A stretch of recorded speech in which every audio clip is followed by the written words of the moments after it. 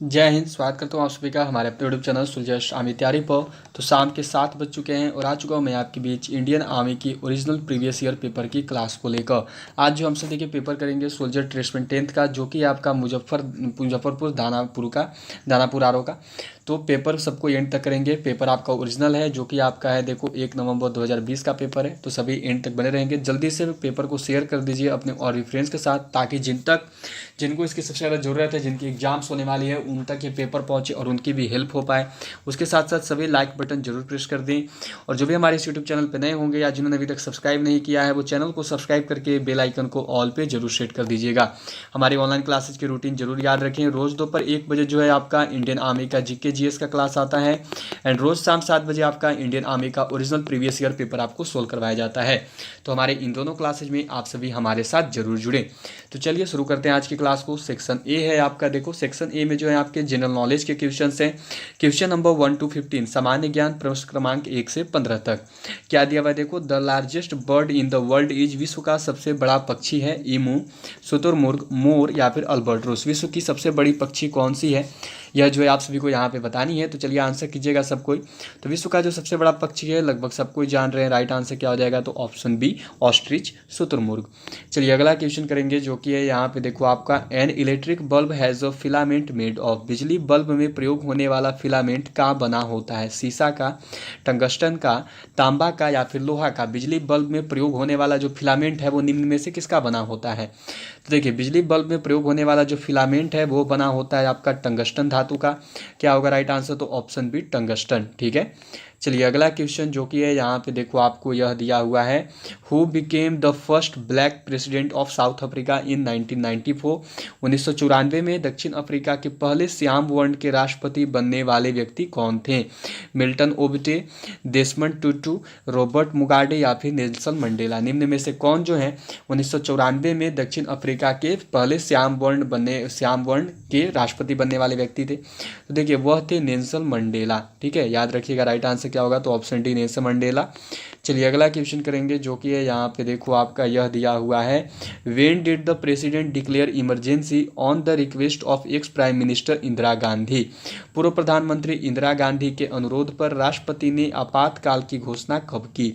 22 अक्टूबर 1975, 20 अक्टूबर 1975, 25 जून 1975, 22 दिसंबर 1976। पूर्व प्रधानमंत्री इंदिरा गांधी के अनुरोध पर जो है राष्ट्रपति ने आपातकाल की घोषणा कब की थी, यह जो है आपको यहाँ पे बताना है।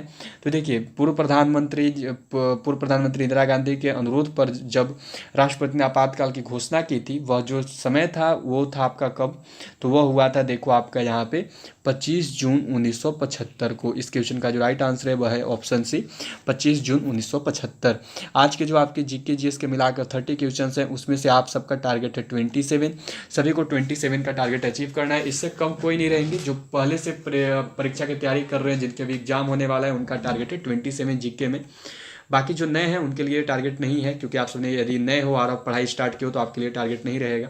आगे दिया हुआ देखो, where did the uprising of 1857 start. 1857 का आंदोलन किस स्थान पर प्रारंभ हुआ, यह जो है आप सबको यहाँ पर बतानी है। तो चलिए आंसर कीजिए और सबको बताइएगा कि 1857 का जो आंदोलन है वो किस स्थान पर प्रारंभ हुआ था। झांसी में, लखनऊ में, कानपुर में या फिर मेरठ में। कहाँ पर जो है 1857 का आंदोलन जो है प्रारंभ हुआ था। तो देखिए 1857 का जो आंदोलन है वह प्रारंभ कहाँ से हुआ था, तो वह हुआ था आपका मेरठ से। लगभग सबको इसका आंसर जान रहे हैं। क्या होगा राइट आंसर, तो ऑप्शन डी। चलिए अगला क्वेश्चन जो कि है यहाँ पे देखो आपका यह दिया हुआ है कि which of the following is not correctly matched with regard of tiger reserve. निम्न में से कौन सा विकल्प बाघ आरक्षित क्षेत्र परियोजना के साथ सही रूप से सुमेलित नहीं है। वाल्मीकि हजारीबाग, पेंच गढ़वाल, सरिसिका अलवर या फिर नागार्जुन सागर और श्रीशैलम। निम्न में से कौन सा जो है देखो आपका विकल्प जो है बाघ आरक्षित क्षेत्र से सही रूप से सुमेलित नहीं है, यह जो है आपको यहाँ पे आंसर करना है।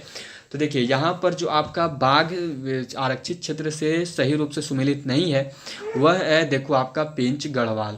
क्या होगा राइट आंसर, तो ऑप्शन बी, जो पेंच गढ़वाल है ये सही रूप से सुमेलित नहीं है। चलिए तो हो गया, पेंच गढ़वाल जो सही रूप से सम्मिलित नहीं था।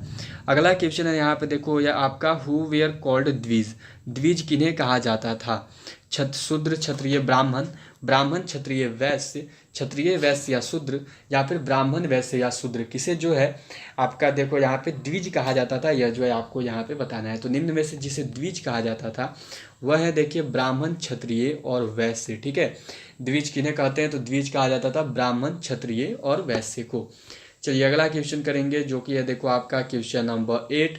Census in India is being held regularly after every year. Bharat में कितने सालों के अंतराल में जनगणना का आयोजन किया जाता है? 12 साल, 6 साल, 10 साल या 8 साल। भारत में जो है कुल कितने सालों के अंतराल पर जो है जनगणना का आयोजन किया जाता है, यह जो है आपको यहाँ पे आंसर करना है। तो आंसर कीजिए और सबको बताइए आपका आंसर क्या होगा। भारत में कितने सालों के अंतराल पर जो है जनगणना होता है? तो राइट आंसर क्या होगा, तो यह है देखो आपका ऑप्शन सी 10 साल। 10 सालों के अंतराल पर जो है भारत में जनगणना का आयोजन किया जाता है।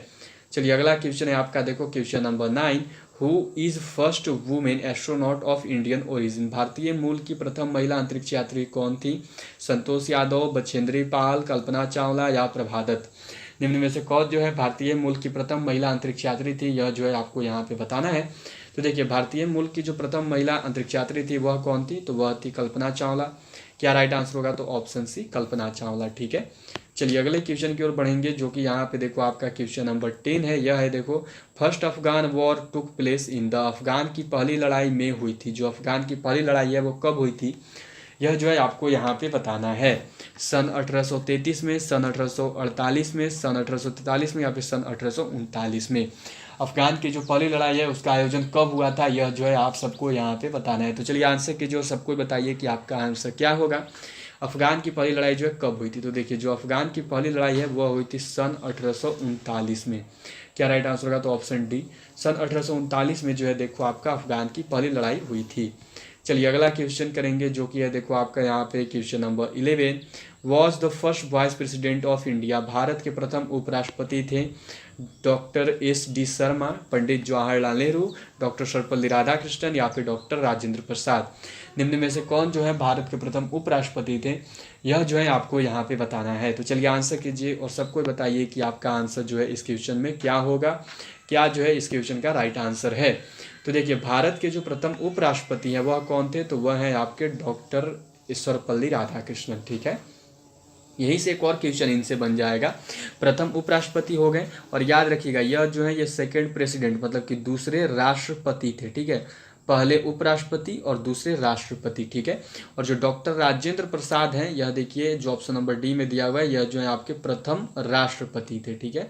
यह जो है फर्स्ट प्रेसिडेंट थे। हो गया क्लियर।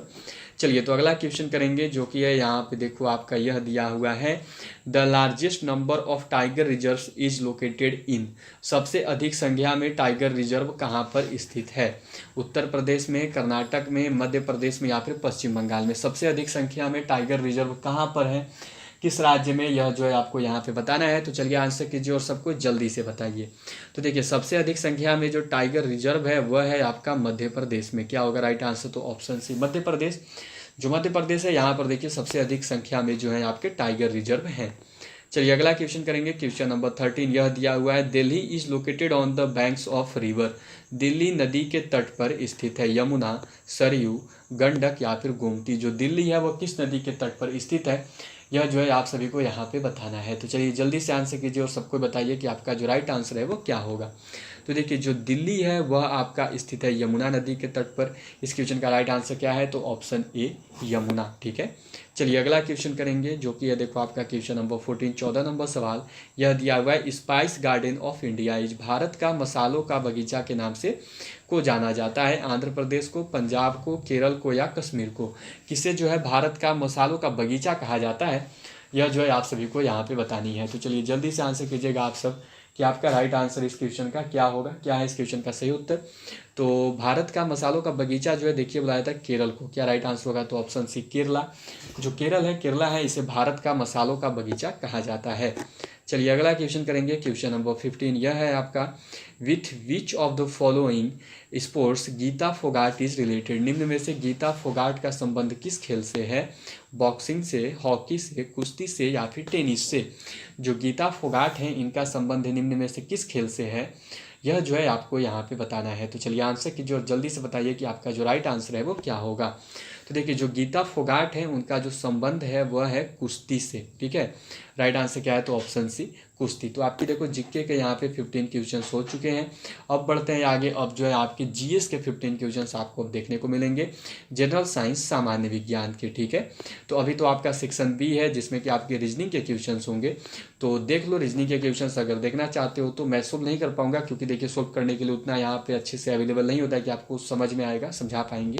तो आप सब क्वेश्चन देख लो, मैं इजिली आगे बढ़ा रहा हूँ जिससे कि आप देख सकते हो और क्लास एंड होने के बाद आप सब उसे पॉज करके उसे बना भी सकते हो, ठीक है। तो चलिए आगे बढ़ते हैं अब। और अब जो है मैं आपको यहाँ सेक्शन सी में लेकर आ गया हूँ। सेक्शन सी में जो है देखो आपके जनरल साइंस के क्वेश्चन होंगे, क्वेश्चन नंबर 21 to 35 सामान्य विज्ञान, प्रश्न क्रमांक 21 से 35 तक। क्या लिखा हुआ है देखो, 3 resistance of 4 ohm 5 ohm and 20 ohm are connected in parallel, what is the resultant resistance. क्या लिखा हुआ है, यदि 3 प्रतिरोध क्रमशः 4 ओम 5 ओम और 20 ओम को समांतर क्रम में जोड़ा जाए तो कुल प्रतिरोध क्या होगा। देखिए समांतर क्रम में बोल रहा है, हमेशा याद रखिएगा। अगर श्रेणी क्रम बोलता तो श्रेणी क्रम निकालने का फॉर्मूला होता है सीरीज वाइज, यदि बोलता श्रेणी क्रम में बोलता तो उसको निकालने का फॉर्मूला होता है देखो आपका R1 plus R2 plus R3। यह श्रेणी क्रम सीरीज वाइज का है, लेकिन आपको बोला क्या है देखो यहाँ पे, तो आपको बोला है पैरेलल तरीके से, समांतर क्रम में। यदि पैरेलल तरीके से बोल दे तो इसको निकालने का तरीका है देखो आपका 1/RP equal to 1/R1 plus में 1/R2 और प्लस में 1/R3, इस तरीके से जो है इसको निकालते हैं, ठीक है। तो 1/RP हो गया हमारा और 1 क्या था R1 कितना है, तो ये देखो आपका 4 ओम हो गया तो 1/4। R2 तो R2 हो गया 1/5 और आपका R3 तो वो हो गया 20 ओम, मतलब कि 1/20। अब कुछ नहीं, इन सब का एलसीएम ले लीजिए, तो एलसीएम लीजिएगा तो देखिए आएगा 20। 4 से जो 20 है ये कट होगा 5 बार में, 5 से जो 20 है ये कट होगा देखो 4 बार में, और 20 से जो 20 ये कट होगा 1 बार में। कुछ नहीं, भिन्न का जोड़ किया है और ये देखो अभी भी आपका 1/RP ही है।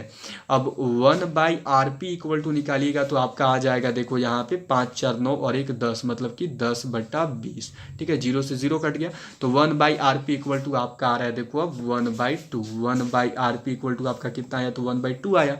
कुछ नहीं, अभी इनको देखिए क्रॉस मल्टीप्लीकेशन कर दीजिए, क्रॉस मल्टीप्लीकेशन कीजिएगा तो देखिए आपका RP इक्वल टू 2 आएगा।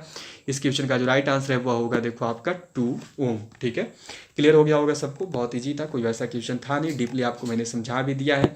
अगला क्वेश्चन है देखो, is caused due to deficiency of iron in the body, शरीर में लोहे की कमी से होता है एनीमिया, उच्च रक्तचाप, मधुमेह या फिर रतौंधी। शरीर में विटामिन की, शरीर में लोहे की कमी से क्या होता है, यह जो है आपको यहाँ पे बताना है। तो लगभग सब कोई जान रहे हैं, शरीर में लोहे की कमी से क्या होता है, तो एनीमिया होता है। क्या हो गया राइट आंसर, तो ऑप्शन ए एनीमिया, ठीक है। चलिए अगला क्वेश्चन जो कि ये देखो यहाँ पे आपका, the resistance of our body to a disease is called, किसी रोग के प्रति हमारे शरीर की प्रतिरोधकता को कहते हैं अरक्तता, अतिशय रक्तता या फिर देखो बहुलीन रक्तता या फिर आपका प्रतिरक्षा इम्यूनिटी। कि हम किसी रोग के प्रति हमारे शरीर की प्रतिरोधकता को क्या कहा जाता है, यह जो है आपको यहाँ पे बतानी है। तो देखिए किसी रोग के प्रति हमारे शरीर की प्रतिरोधकता को जो है प्रतिरक्षा इम्यूनिटी पावर कहते हैं, ठीक है। चलिए अगला क्वेश्चन करेंगे जो कि ये देखो यहाँ पे आपका question number 24, the human cell contains chromosomes, एक मानव कोशिका में गुणसूत्र पाए जाते हैं 44, 48, 26 या 46। एक मानव कोशिका में कुल कितने गुणसूत्र पाए जाते हैं, यह जो है आपको यहाँ पे बतानी है। तो देखिए एक मानव कोशिका में जो है कुल 46 गुणसूत्र पाए जाते हैं, 23 के जोड़ी में होते हैं, याद रखिएगा, टोटल 46 गुणसूत्र पाए जाते हैं, ठीक है। चलिए अगला क्वेश्चन करेंगे जो कि है देखो आपका question number 25, arthritis is disease of, गठिया की बीमारी है, गुर्दे की, यकृत की, त्वचा की या जोड़ों की। जो गठिया है वह किसकी बीमारी है, यह जो है आपको यहाँ पे आंसर करना है। तो देखिए जो गठिया है यह बीमारी है आपका जोड़ों का। क्या राइट आंसर होगा, तो ऑप्शन डी जोड़ों का, ठीक है। चलिए अगला क्वेश्चन करेंगे, क्वेश्चन नंबर 26 ये है देखो आपका, with the help of solar energy can be converted into electrical energy, की मदद से सौर ऊर्जा को विद्युत ऊर्जा में बदला जा सकता है। सोलर सेल की मदद से, सोलर भट्टी की मदद से, सोलर हीटर की मदद से या फिर सोलर कुकर की मदद से, निम्न में से किसकी मदद से जो है आप देखो आप जो है सौर ऊर्जा को विद्युत ऊर्जा में बदल सकते हो, यह जो है आपको यहाँ पे बताना है। तो देखिए सौर ऊर्जा को विद्युत ऊर्जा में बदलता है कौन, तो सौर सेल, ठीक है। जो सौर सेल लगे होते हैं यह सौर ऊर्जा को जो है विद्युत ऊर्जा में बदल देते हैं। चलिए अगला क्वेश्चन, क्वेश्चन नंबर 27 ये है, देखो आपका electromagnetic radiation is emitted by, विद्युत चुंबकीय तरंगे के रूप में निकलती हैं इलेक्ट्रॉन, अल्ट्रासोनिक, न्यूट्रॉन या फिर एक्स किरणें। जो विद्युत चुंबकीय तरंगे होती हैं वो किसके रूप में निकलती हैं, यह जो है आपको यहाँ पे बताना है। तो देखिए जो विद्युत चुंबकीय तरंगे होती हैं वह निकलती हैं किस रूप में, तो विद्युत चुंबकीय तरंगे जो हैं वह निकलती हैं देखो आपकी एक्स किरणों के रूप में। याद रखिएगा राइट आंसर क्या हो जाएगा, तो ऑप्शन डी एक्स रेज के रूप में, ठीक है। तो चलिए अगला क्वेश्चन करते हैं जो कि है यहाँ पे देखो आपको नेक्स्ट क्वेश्चन जो दिया हुआ है यह है देखो यहाँ पे आपका कि zinc sulphide is commonly used as, जस्ता और गंधक का यौगिक मुख्यतः के प्रयोग में लाया जाता है। किसके प्रयोग में लाते हैं यह जो है आपको यहाँ पे बताना है, शाकनाशी के प्रयोग में या फिर आपका रेसिस्टाइज के प्रयोग में, गंधनाशक के प्रयोग में या फिर देखो कवकनाशी के रूप में। जस्ता और गंधक का प्रयोग जो है किसके प्रयोग में लाते हैं यह जो है यहाँ पे आपको बतानी है। तो देखिए जो आपके यहाँ पे राइट आंसर होगी, जो जस्ता और गंधक हैं, जो जस्ता और गंधक का यौगिक का मुख्यतः प्रयोग जो है वह होता है गंधक नाशक डिओड्रेंट के रूप में। राइट आंसर क्या हो गया, तो ऑप्शन सी डिओड्रेंट, ठीक है। चलिए अगला क्वेश्चन करेंगे, क्वेश्चन नंबर 29 यह दिया हुआ है देखो, यदि किसी झील की सतह पर पानी जमने वाला हो तो उसके तल का तापमान कितना होता है, 3 डिग्री सेल्सियस, जी यहाँ पे देखो आपको ऑप्शन बी में दिया हुआ है 4 डिग्री सेल्सियस, ऑप्शन सी में 100 डिग्री सेल्सियस और डी में है 0 डिग्री सेल्सियस। कितना होता है, तो इस क्वेश्चन का आंसर बताना है आप सबको कि इस क्वेश्चन का जो राइट आंसर है कितना होगा। किसी भी सतह का पानी यदि जमने वाला हो तो उसका कितना होता है यह जो है आपको यहाँ पे बताना है। तो ध्यान में रखिएगा कि किसी भी यहाँ पे क्या दिया हुआ देखो आपका, किसी भी सतह, किसी भी जो है देखो तल का तापमान यदि जमने वाला हो तो उसका जो तापमान है वह होता है 4 डिग्री सेल्सियस। क्या होगा राइट आंसर, तो ऑप्शन बी। कुछ लोग इसको 0 डिग्री सेल्सियस बोलते हैं पर ये सही नहीं है, अभी जमा नहीं है, याद रखें। 0 डिग्री सेल्सियस तब होता है जब वो पूर्ण रूप से जम जाएगा, अभी वो जमा नहीं है, वो जमने वाला है, ठीक है। तो 4 डिग्री सेल्सियस रहता है, याद रखिएगा। चलिए अगला क्वेश्चन करेंगे जो कि है देखो आपका question number 30, velocity of sound is maximum in, ध्वनि का अधिकतम वेग होता है किसमें होता है, द्रव में, ठोस में, गैस में या फिर भाप में। ध्वनि का अधिकतम वेग किसमें होता है यह जो है आपको यहाँ पे बताना है। तो देखिए ध्वनि का जो अधिकतम वेग है वह होता है आपका ठोस में। क्या होगा राइट आंसर, तो ऑप्शन बी ठोस। जिन्होंने भी अभी तक क्लास को सेशन को लाइक नहीं किया जल्दी से लाइक बटन प्रेस करिए, उसके साथ साथ शेयर कीजिए अपने और भी फ्रेंड्स के साथ, और जो भी हमारे यूट्यूब चैनल पर नए होंगे वो चैनल को सब्सक्राइब करके बेल आइकन को ऑल पे जरूर सेट कर दीजिएगा। चलिए अगला क्वेश्चन करेंगे, क्वेश्चन नंबर 31 यह है देखो यहाँ पे आपका कि which of the following disease is spread by virus, which निम्न में से कौन सी बीमारी जीवाणु के कारण फैलती है। अच्छा यहाँ पे ध्यान से देखोगे तो हिंदी में लिख रहा है जीवाणु और इंग्लिश में लिख रहा है वायरस। वायरस का मतलब होता है देखो विषाणु। अब यदि इंग्लिश का मतलब कुछ और बने और हिंदी का मतलब कुछ और बने तो मैंने आप सबको बताया कि आपका कंसिडरेशन किस ओर होगा, और ये इंडियन आर्मी के द्वारा लिखा गया है कि यदि आपका हिंदी इंग्लिश में क्वेश्चन है और यदि वो अलग अलग हो जाता है तो आपको इंग्लिश को अपना कंसिडरेशन रखना होगा, क्योंकि इंग्लिश यूनिवर्सल लैंग्वेज है। ऑल ओवर इंडिया में सभी को जो है इंग्लिश लगभग समझ में आती है हर एक स्टेट में। जिस प्रकार आपको जो है विषाणु बताना है कि किस कौन जो है विषाणु की वजह से होता है, तो ये देखो आपका राइट आंसर एड्स होगा, ठीक है। एड्स जो है विषाणु की वजह से होता है, बाकी जो ये तीनों है यह तीनों के तीनों देखो आपके बैक्टीरिया की वजह से होते हैं, ठीक है। तो इस प्रकार आंसर क्या होगा, तो डी ही होगा, क्योंकि वही अलग और वो विषाणु की वजह से होता है।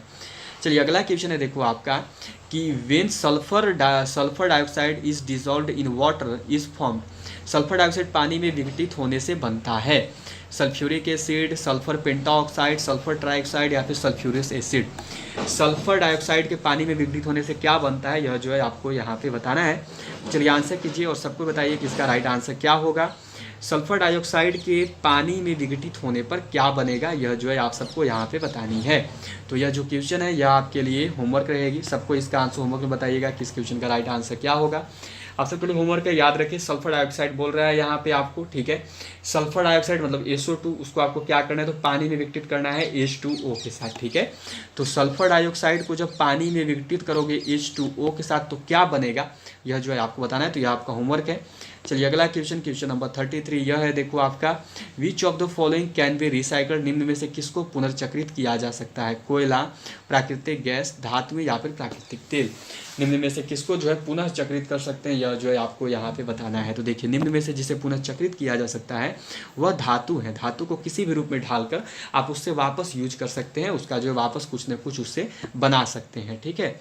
चलिए अगला क्वेश्चन है देखिए आपका question number 34, the transverse nature of light is shown by, प्रकाश की अनुप्रस्थ प्रकृति का प्रकटन होता है प्रकाश के ध्रुवन से, प्रकाश के परावर्तन से, प्रकाश के व्यतिकरण से, प्रकाश के अपवर्तन से। चलिए आंसर कीजिएगा। तो देखिए प्रकाश के अनुप्रस्थ प्रकृति का जो प्रकटन है वह होता है प्रकाश के ध्रुवन से। क्या राइट आंसर होगा? तो ऑप्शन ए प्रकाश के ध्रुवन से। ठीक है, चलिए अगला क्वेश्चन है, देखो आपका 35 यहाँ पे, magnetism at the centre of bar magnetism, bar चुंबक के मध्य में चुंबक होता है, ज़्यादा से ज़्यादा, नेगेटिव, कम से कम या फिर शून्य, कितना होता है? तो देखिए बार चुंबक के मध्य में जो चुंबकत्व होता है ना वो शून्य होता है। ठीक है, आंसर याद रखिएगा, राइट आंसर क्या होगा? तो ऑप्शन डी शून्य, 0। ठीक है, तो चलिए सबका यहाँ पे क्लियर हो चुका है। आपके हम लोग एवरीडे 30 क्वेश्चंस करते हैं इंडियन आर्मी के प्रीवियस ईयर पेपर में से, तो आज के आपके 30 क्वेश्चन हो चुके हैं। सबको अपना इसको जरूर बताइएगा कि आज के 30 क्वेश्चन में से जो आप सबने कितने क्वेश्चन सही किए, आपने जो है कितने क्वेश्चन आज सही बनाए हैं। चलिए, और जो मैंने होमवर्क दिया है उसका भी आंसर को भी बताना मत भूलेगा, सबको होमवर्क का भी आंसर जरूर बता दीजिएगा। तो ऑल ऑफ यू बाय, मिलते हैं अब आपसे सीधा कल दोपहर 1 बजे जब आएगी आपकी इंडियन आर्मी के जीके जीएस की क्लास। तो मिलते हैं आपसे सीधे कल दोपहर 1 बजे इंडियन आर्मी के स्पेशल जीके जीएस की क्लास में। ऑल ऑफ यू बाय, जय हिंद, जय भारत।